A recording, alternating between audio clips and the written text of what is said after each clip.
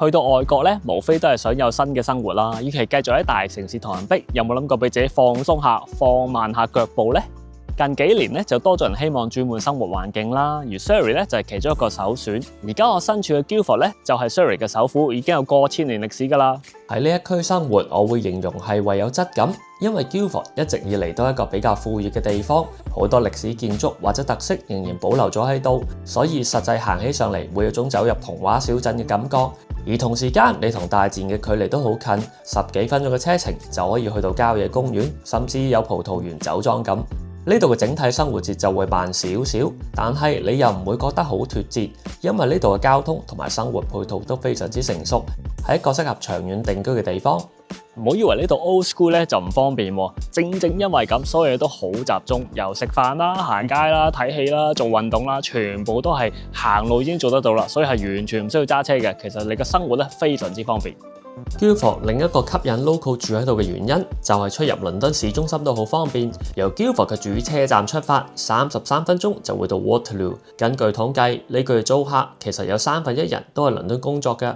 而 Guildford 本身都係英國遊戲開發業嘅重鎮，加上有 University of Surrey、Surrey Research Park、Royal Surrey Hospital 呢類型嘅大型學術研究機構，所以航天嘅科技、醫療、IT 等等嘅行業都非常之發達，進一步支撐住 Guildford 嘅租賃市場。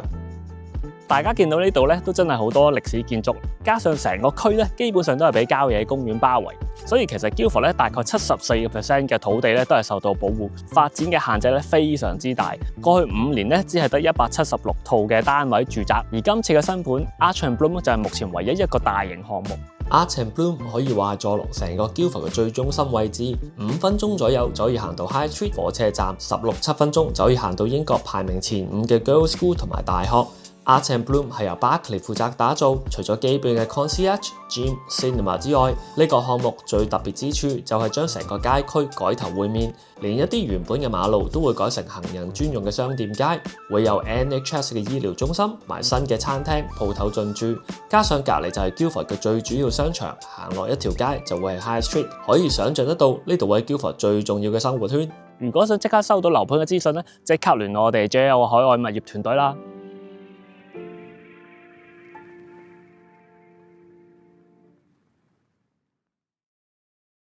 To buy or not to buy non-local off-plans properties, assess the risk before you buy.